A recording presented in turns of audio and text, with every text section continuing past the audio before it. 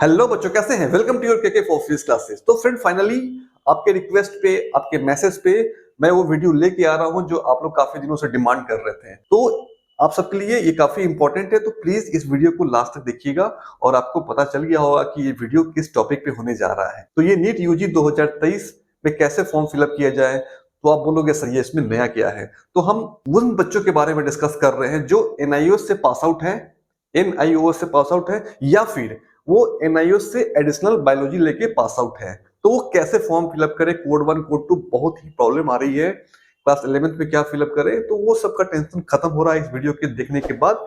तो जो इस चैनल पे नए हैं तो प्लीज सब्सक्राइब करके नोटिफिकेशन बेल बटन दबा दीजिएगा, ताकि आपको ऐसे ही लेटेस्ट अपडेट, इंपॉर्टेंट अपडेट जो आपको शायद कहीं ना मिले, तो प्लीज आप लोग मेरे साथ बने रहिए और मुझे सपोर्ट कीजिए। मैं भी आपको सपोर्ट करूंगा, मोटिवेट हेल्प करूंगा अपनी पूरी एनर्जी के साथ। तो चलते हैं फटाफट इस वीडियो में। तो सबसे पहले हमारा पॉइंट क्या है कि एडिशनल बायोलॉजी एनआईओएस। तो हम लोग डिस्कस करेंगे एक एग्जांपल लेके, जो आपके लिए काफी समझ में आएगा, काफी आपको हद तक क्लियर हो जाएगा कि कैसे फॉर्म फिलअप करना है, और इस पे हम लोग फॉर्म भी फिलअप करेंगे। Okay, so don't worry. तो हमने एक आपके लिए लेके आया, तो मान लेते हैं कोई स्टूडेंट्स 2021 का है या फिर 21 से पहले का है। क्लियर? तो 21 का या फिर 20 का भी हो सकता है, या उससे पहले भी, आप जो भी ले सकते हैं। अगर वो पास आउट हुआ है 2022 में, तो इस केस के लिए हम बात करते हैं। तो इस केस में क्या है कि जो बच्चे 2000 2022 में 2021 में इसने बोर्ड का एग्जाम दिया, okay, board pass out, okay, board pass out है ये, और 2022 में इसने क्या किया, एडिशनल बायोलॉजी लिया, किससे? एनआईओएस से। Okay dear, clear? तो ये बच्चा कैसे फॉर्म फिलअप करेगा? तो ये बच्चा को फॉर्म फिलअप करना है, तो हम इसको लेके चलते हैं वीडियो में और हम देखेंगे कि कैसे आप फॉर्म फिलअप करना है।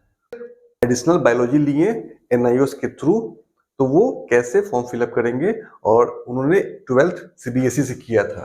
तो आपका जो भी आप लोगों का यहाँ पे लाइव फॉर्म है, तो आप 10th का फॉर्म फिलअप कर दिए, 10th वाला सेक्शन। 11th और इक्विवेलेंट क्वालिफिकेशन में क्या करना है आपको, 2021 के पास आउट है, 2020 हो गया आपका 11th, और 11th का सारा डिटेल्स यहाँ पे फिल कर देना है जो आपका। क्लियर? बात आती है 12th का। 12th में आप अपने 12th दिखाएंगे क्या? 12th आपने पास आउट है कब? 2022 में। Okay, clear? 2022 में पास आउट है, और आपने यहाँ पे क्या करना है, इस सेक्शन में आना है रोल नंबर। तो रोल नंबर आपको सीबीएसई वाला जो रोल नंबर है उसी को यहाँ पे फिलअप करना है। तो ये ध्यान रखने वाली बात है, यहाँ पे आपको रोल नंबर सीबीएसई वाला ही फॉर्म फिलअप करना है, और सीबीएसई का ही सारा डिटेल्स आपको यहाँ पे पुट करना है। और आपको सिलेक्ट करना क्या है, यहाँ पे क्वालिफाइंग एग्जाम कोड 2 सिलेक्ट करना है। That is the more important thing. Okay दोस्त, तो आपको यहाँ पे एक सेकेंड, यहाँ पे आपको कोड 2 सिलेक्ट कर लेना है, और यहाँ पे जो रोल नंबर है, ये रोल नंबर आपको सीबीएसई वाला ही, जो आप 2021 में पास थे, उसी का यहाँ पे आपको रोल नंबर भी डालना है। तो ये आपके लिए इंपॉर्टेंट है, बाकी सब आप लोग फिलअप कर लेंगे, कोई दिक्कत वाली बात नहीं है। अब हम आते हैं मार्क्स का। ओके, तो अब आपके पास क्या है, आपके पास 2 मार्क्स हो गए। एक आपका सीबीएसई का मार्क्स हो गया, सीबीएसई का मार्क्स हो गया, और एक आपका हो गया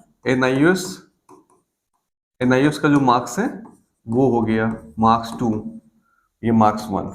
तो ये जो सीबीएसई का जो फिजिक्स, केमिस्ट्री, मैथ्स और जो भी आपका इंग्लिश होगा, तो इंग्लिश का, तो आपको फिजिक्स का यहाँ पे डाल देना है नंबर। फिजिक्स का जो आपने 2021 में किया था, उसके मार्कशीट का फिजिक्स का नंबर यहाँ डाल देना है। केमिस्ट्री का यहाँ पे नंबर डाल देना है, इंग्लिश का नंबर डाल देना है यहाँ पे। ओके, बात आती है मैथ की। तो आपको मैथ का जो मार्क्स है, इसको ना डाल के आपको जो ये बायोलॉजी के जो मार्क्स हैं, जो आपने एडिशनल दिया, इसका मार्क्स मान लेते हैं 56 है, तो 56 यहाँ पे यहाँ पे आपको डाल देना है 56। Clear friend? तो ये आपको समझ में आ गया? क्लियर, इसमें कोई दिक्कत नहीं है और आपको यहाँ पे सेव करके आगे बढ़ जाना है। तो ये जो मेन पॉइंट था मैंने आपको बता दिया इस वाले केस में। अब हम आते हैं नेक्स्ट केस में। तो आई थिंक ये आपको समझ में आ गया होगा, क्योंकि ये काफी इंपॉर्टेंट है, बच्चे काफी कंफ्यूज हैं। तो प्लीज इस वीडियो को देखिएगा तो आपका प्रॉब्लम सॉल्व हो जाएगा। अब आते हैं हम नेक्स्ट केस 2 पे। ओके बच्चों, तो अब हम केस 2 के बारे में डिस्कस करते हैं। तो 2022 वाले जो स्टूडेंट्स हैं, जो 2022 में पास आउट हुए पीसीएम से, क्लियर? अब उनका 2023 में उनका मन चेंज हुआ, उनका मन किया कि अब हम मुझे बायोलॉजी लेके नीट की तैयारी करनी है। तो ये पीसीबी लेना चाहते हैं, तो कैसे लेंगे? तो एनआईओएस के थ्रू आप बायोलॉजी एडिशनल लेके आपने अप्लाई कर दिया और आप एग्जाम देने जा रहे हैं। तो अब क्या करना है आपको फॉर्म फिलअप करने के समय? क्लियर? तो वो हम देखते हैं। अब देखते हैं कैसे ये बच्चे को फॉर्म फिलअप करना है। क्लियर? तो हम लोग बिल्कुल आपको विजुअलाइज तरीके से आपको दिखाएंगे, कोई आपको दिक्कत ना होगी। तो हम लोग देखते हैं कैसे करते हैं। उनको करना क्या है, उनको सिंपली आपको थोड़ा ध्यान 11th का जो सेक्शन है वो प्लीज आप लोग, मान लीजिए 2022 में आपने बोर्ड पास किया, 12th बोर्ड पास किया, तो 2021 में आपका रहा होगा, यहाँ पे 2021, यहाँ पे आपको 11 सेलेक्ट कर लेना है। और जो भी सीबीएसई का जो कॉन्सेप्ट, जो भी सीबीएसई का एड्रेस वगैरह है वो यहाँ फुल कर दीजिएगा आपको। फिर हम बात करेंगे 12th इक्विवेलेंट क्वालिफिकेशन में। तो इसमें करना क्या है, क्योंकि आपके पास तो बायोलॉजी का मार्क्स है नहीं, तो आप यहाँ पे अपीयरिंग सेलेक्ट कर लेंगे। ओके, और ये 2023 हो जाएगा। और क्वालिफाइंग एग्जाम कोड 1 आपको सिलेक्ट करके आपको फिलअप कर देना है। इसमें रोल नंबर वगैरह कुछ भी नहीं मांग रहा है। इसको फिलअप करके आप यहाँ पे पिन वगैरह डाल के सेव करके अपलोड कर दीजिएगा। तो ये प्रोसेस है।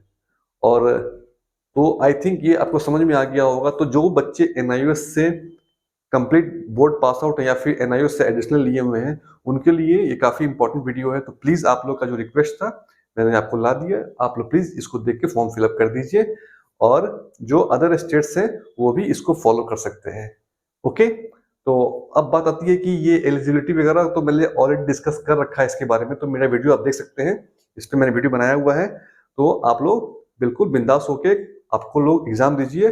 और काउंसलिंग के टाइम में बिल्कुल आप कॉन्फिडेंस के साथ जाएंगे, वहां पे कोई भी इसके बारे में आपसे डिस्कस करता है तो आप प्रूफ के साथ बताइएगा कि ऐसा ऐसा केस है, और वो सब कुछ जानते हैं। इसलिए डोंट वरी, कोई दिक्कत वाली बात नहीं है। केस का रिजल्ट जब तक आएगा उससे पहले आपका एडमिशन अगर हो जाता है तो कोई प्रॉब्लम नहीं है। ओके, और वो केस का जो डिसीजन है वो आपके फेवर में ही आएगा, इसलिए डोंट वरी। ओके दोस्त, क्योंकि हमारे पास एग्जैक्ट इन्फॉर्मेशन तो नहीं है, बट 2019, 20, 21, 22, 23 होने जा रहा है, तो सुप्रीम कोर्ट भी आपके पक्ष में ही ये डिसीजन देगा। तो डोंट वरी।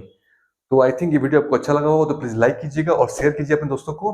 और जो चैनल पर नए हैं तो प्लीज सब्सक्राइब करके नोटिफिकेशन का बटन दबा दीजिएगा, ताकि आपको ऐसा ही अपडेट मिलता रहे। तो ये आई थिंक इतना डीपली ये फर्स्ट चैनल है जो आपको एक्सप्लेन कर रहा है इसके बारे में। तो हम लोग इसके लिए आपके लिए डेडिकेटेड हैं। तो प्लीज प्लीज इस चैनल से जुड़ जाइए और शेयर कीजिए। Thank you, bye bye.